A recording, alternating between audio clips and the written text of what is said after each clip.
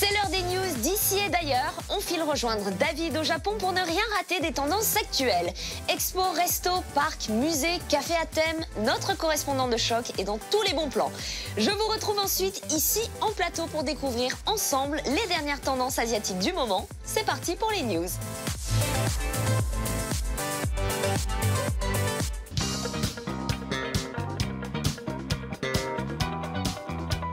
Konnichiwa, salut à tous. Aujourd'hui, nous sommes à Tokyo, dans le quartier de Roppongi Hills, et je vous emmène à l'exposition Weekly Shonen Jump 10.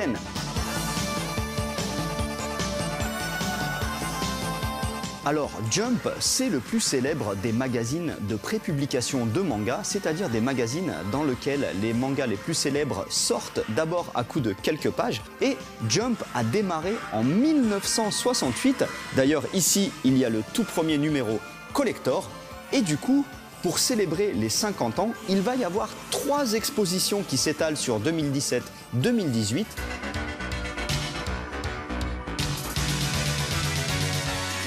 Ensuite, l'exposition est divisée en grandes salles consacrées chacune à l'un des grands titres phares qui ont marqué l'histoire de Jump.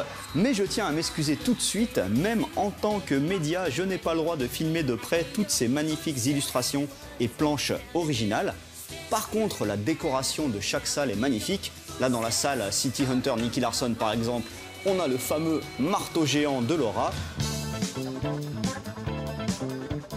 Maintenant, l'une de mes séries préférées, Hokuto no Ken, alias Ken le survivant, une série avec des hommes, des vrais, comme on n'en fait plus.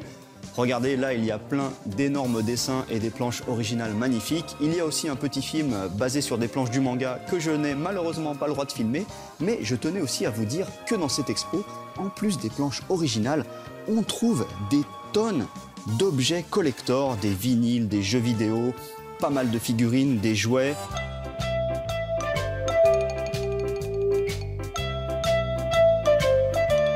Et que serait une expo Jump sans les œuvres de Akira Toriyama que l'on voit en photo entre guillemets ici.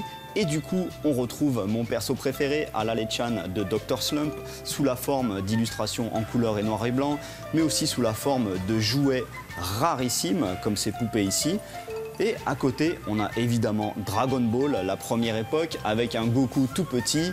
On a plein de planches qui retracent les moments les plus épiques du manga, y compris un énorme Kamehameha dispatché en plusieurs posters.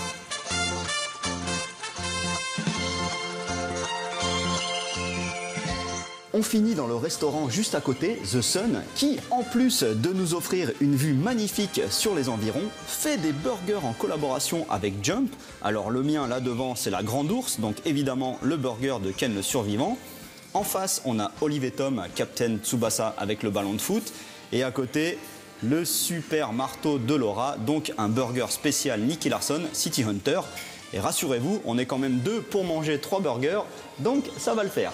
Allez, à plus. Ja, ne.